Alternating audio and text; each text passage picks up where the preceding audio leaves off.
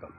தற்பொழுது அனுஷ நட்சத்திரம் கொண்ட விருச்சிக ராசிக்காரர்களுக்கு உள்ள பலனை பார்ப்போம். இவர்களுக்கு 20/12/8/2024 முதல் 2/12/2024 வரை உள்ள காலகட்டங்கள் வெகு சிறப்பான காலகட்டமாக உள்ளது. இவர்களுக்கு இந்த காலகட்டத்தில் நன்மைகள் அதிகமாக கிடைக்கும் என்பதனால் இவர்களுக்கு எந்த விதமான பாதிப்புகளும் இல்லை.